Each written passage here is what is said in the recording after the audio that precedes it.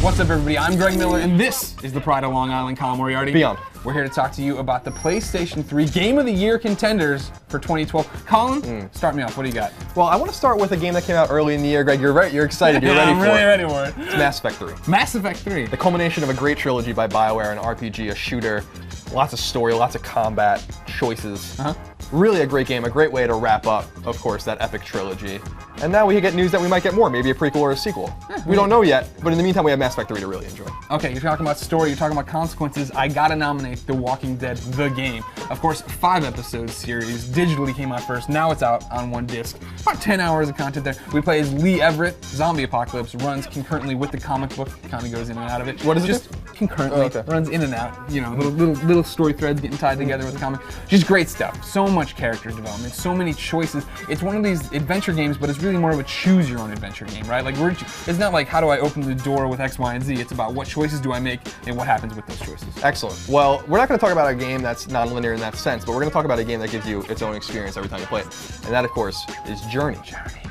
Journey was, of course, the third game on PlayStation Network from that game company. And although they've kind of left the Sony stable now, this was kind of their tour de force, their swan song, as it were, on PlayStation Network. What I really liked about it was how it made me feel, Greg.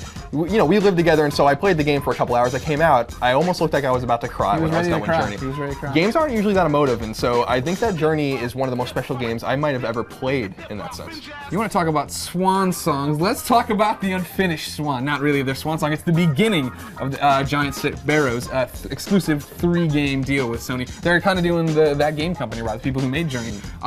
The Unfinished Swan, what can you say about it? I don't want to say too much because you got to play it. You don't want to have it ruined for you. If you think it's just throwing paintballs at the walls, it isn't. There's so much more. Of course, the orphan, Monroe, his story of, you know, loss and trying to get over the death of his mother, all through painting and all through this really unexpected world. Great, great stuff. And unexpected world, let's talk about Pandora. Yes. Borderlands 2, of course, the multiplayer shooter from Gearbox. Loved it, Colin. Something that by far my favorite multiplayer experience of the year. You know, dragging another TV into the living room, playing with our roommate Mike Mitchell, just going through and killing and looting and getting all this stuff and doing it over and over again. An RPG with guns, a gazillion guns. It's a great time. Killing and looting is what you do in your real life, too. Yeah, shh, don't tell anybody though.